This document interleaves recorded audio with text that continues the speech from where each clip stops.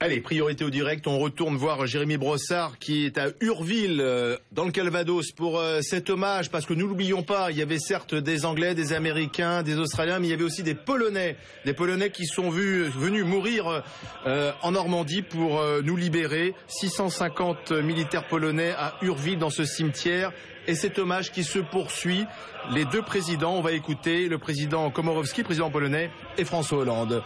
Jérémy, on va peut-être écouter la chorale.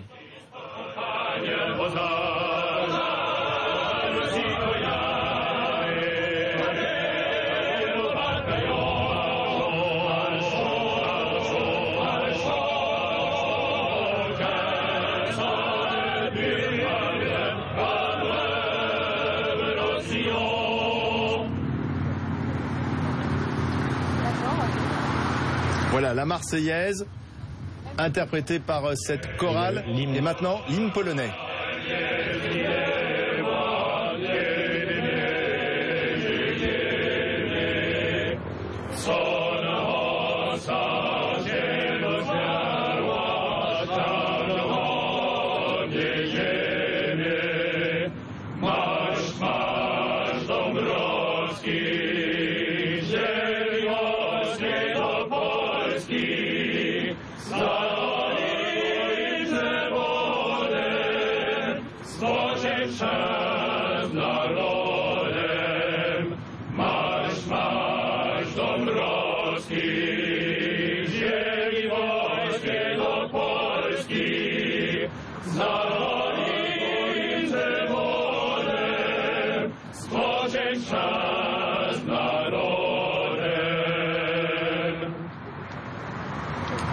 Jérémy Brossard, moment d'émotion dans ce cimetière d'Urville avec les deux présidents pour rendre hommage aux militaires polonais qui sont tombés pour la France. Ah oui, les deux présidents côte à côte, comme il l'était d'ailleurs le 8 mai dernier, puisque le président polonais était l'invité de François Hollande à l'occasion des célébrations du 8 mai cette année sur l'Arc de Triomphe. Vous venez d'entendre les deux hymnes, français puis polonais, qui ont retenti, et François Hollande qui a pris la parole pour un bref discours il y a quelques minutes à peine. Ça a été l'occasion pour lui de saluer le courage, le sacrifice des militaires polonais qui sont tombés dans cette bataille de Normandie. C'est une histoire qui est bien moins connue que celle des alliés canadiens, britanniques ou encore américains, mais c'est vrai que les Polonais ont aussi payé leur part à cette bataille de Normandie, une action décisive, une tâche majeure, a-t-il dit, qui a permis notamment l'ouverture vers la libération de la ville de Paris. Petite allusion à l'actualité dans ce discours très bref de François Hollande. La Pologne et la France sont aujourd'hui encore unies pour préserver la paix, pour préserver la liberté, peut-être une allusion au dossier ukrainien notamment, et on sait que les positions françaises et polonaises sont proche notamment dans ce dossier. Et puis il a fini son discours en saluant évidemment l'amitié qui lie les deux pays, deux nations qui ne se sont jamais combattues, deux nations qui ont toujours été l'une à côté de l'autre. La Pologne n'est pas une alliée, la Pologne n'est pas une partenaire, mais la Pologne est une amie. François Hollande et son homologue polonais qui vont signer le livre d'or, et François Hollande qui va reprendre la route de Paris puisqu'il a un dîner d'État qui l'attend à l'Élysée avec la reine d'Angleterre. On va rester sur ces images, hein, Jérémy. Claude Quetel, la Pologne, le 6 juin 1944, c'est un pays occupé? Alors, il faudrait dire les Polognes. Oui. Il y a une Pologne en exil en Grande-Bretagne, et les Polonais qui se battent sous l'uniforme britannique sont là. Ils sont partis de Londres, en fait. Ils sont partis en exil quand la Pologne a été vaincue en 40, mais donc ils se battent depuis le début de la guerre. Mais au même moment, en juin, enfin l'été 44, la Pologne elle-même est en train d'être libérée par l'armée rouge, et c'est la Pologne qui, en pourcentage, a eu le plus de morts de toute la Seconde Guerre mondiale. Bien évidemment, en grande partie pour cause de génocide des Juifs, mais pas seulement. Oui. Pas seulement. D'ailleurs, vous parlez de l'armée rouge. François Hollande a rendu hommage à l'armée rouge. Hein. C'était important de le faire puisque il y avait la présence, bien sûr, de Vladimir Poutine, le président russe. La présence de Poutine se justifie d'un point de vue historique très largement. La Russie est en guerre depuis 3 ans, et depuis 3 ans, c'est elle qui subit le choc des armées nazies. Et le premier vainqueur du Reich, c'est l'armée rouge. Et d'ailleurs, on dit le débarquement et le second front. S'il y avait un second front, c'est qu'il y avait un premier front. Le premier front, c'est le front de l'Est.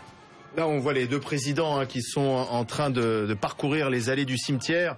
C'est un moment fort lorsqu'on visite ces cimetières normands. 28. Et combien ? 28 cimetières normands. C'est voir surtout l'âge de ceux qui sont morts, parce que c'était vraiment des gamins. Ils avaient entre 17, 18, 19 ans, 20 ans pour la plupart. Tous des jeunes, effectivement, et ils le racontent très bien, ceux qu'on a eu la chance de pouvoir entendre encore aujourd'hui. Certains sont restés très jeunes d'esprit d'ailleurs, hein. On en a vu quelques-uns sauter en parachute, notamment un Britannique et un Américain. C'était des séquences qui étaient à la fois très fortes et très émouvantes, de les voir à nouveau s'élancer depuis un avion. Alors ils étaient évidemment attelés à des parachutistes plus jeunes et tout à fait aguerris, mais ça a fait effectivement partie de... C'est ce qu'il y avait au fond, à mon sens, de plus fort dans cette journée.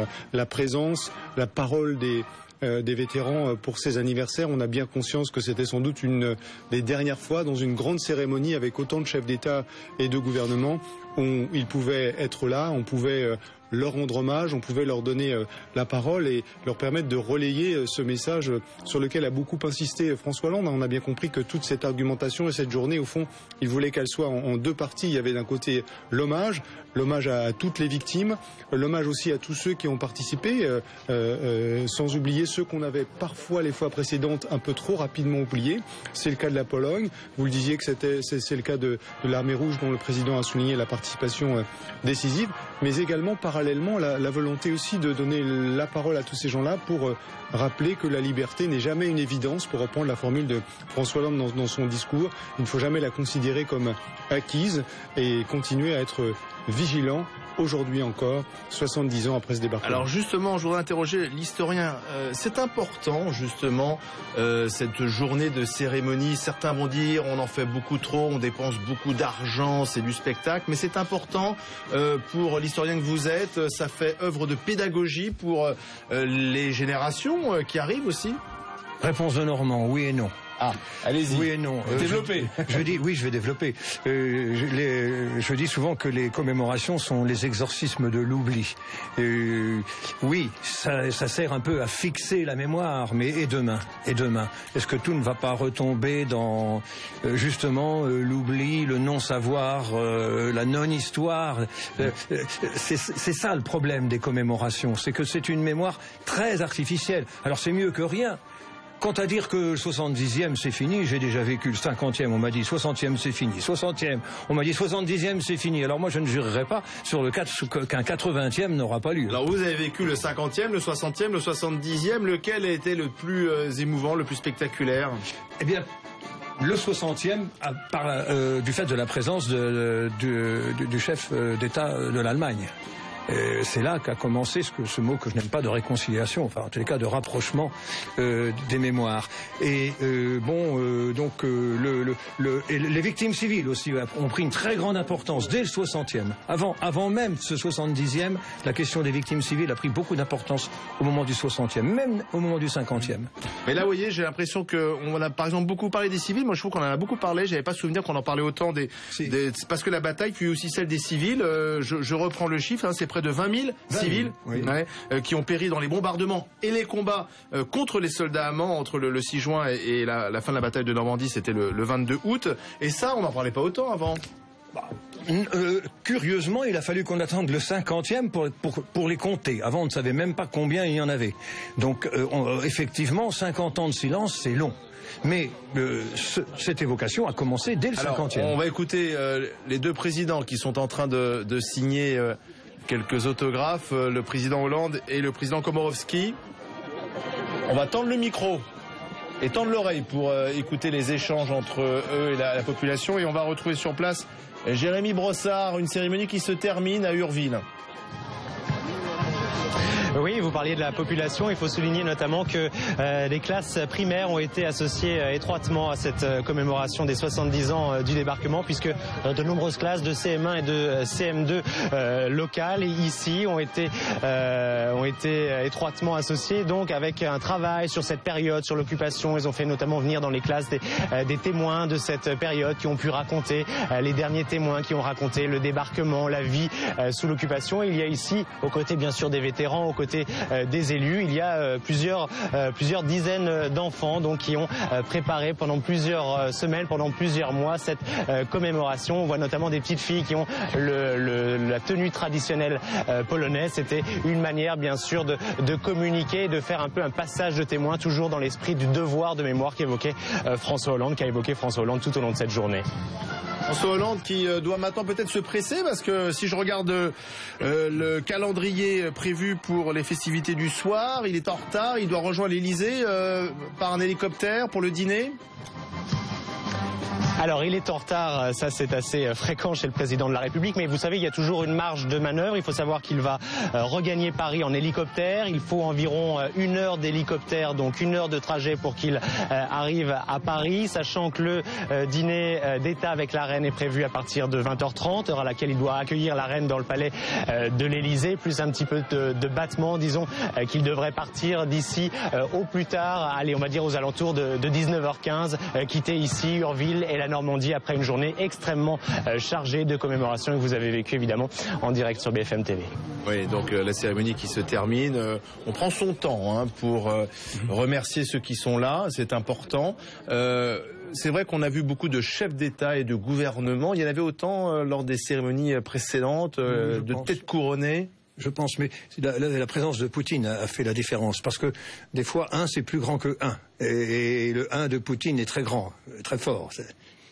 Et c'est vrai que je crois que ce qui caractérise ce 70e anniversaire, c'est les circonstances quand même politiques internationales dans lesquelles elle intervient, cette commémoration au lendemain d'élections européennes où on a vu la montée de partis populistes, certains même carrément nationalistes, une tendance assez forte de repli sur soi, de méfiance, plus qu'elle ne l'a sans doute jamais été depuis la Seconde Guerre mondiale. Donc ça, c'est une atmosphère particulière. Et puis cette renaissance d'un climat un peu de guerre froide, même si les deux périodes ne sont pas directement comparables, ça compte aussi. Et ça compte d'ailleurs en ce moment même.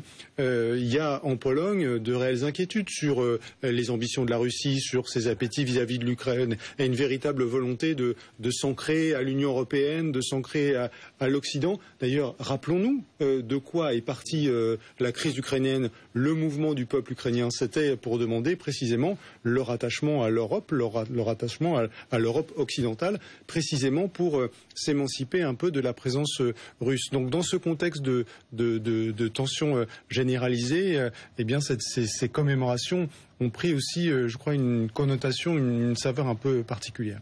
Allez, on va retourner une dernière fois à Urville pour regarder ces dernières images de cette cérémonie franco-polonaise qui se termine à l'instant pour rendre hommage aussi aux Polonais qui avaient fui leur pays et qui ont combattu contre l'Allemagne nazie et qui sont venus ensuite en Normandie se battre. Une journée dont on peut dire qu'elle a quand même été globalement réussie. Oui. Les cérémonies ont été belles, elles sont bien fonctionné, les objectifs ont été atteints. On n'a pas tout résolu, ni le problème du souvenir, ni la crise ukrainienne, mais enfin quand même les choses se sont bien passées. Il y a eu des rendez-vous, des images assez fortes et de ce point de vue, je pense que François Hollande est sans doute satisfait ce soir de sa journée qui a rempli et peut-être même un peu au-delà les objectifs qui s'étaient fixés. Voilà, et Jérémy rappelait que le président Hollande a rendez-vous avec la reine, encore une fois, à l'Élysée ce soir, dîner d'État, parce que la reine Vincent Mélan, la reine Elisabeth, est là pour une visite d'État de 3 jours. Donc elle est encore là demain.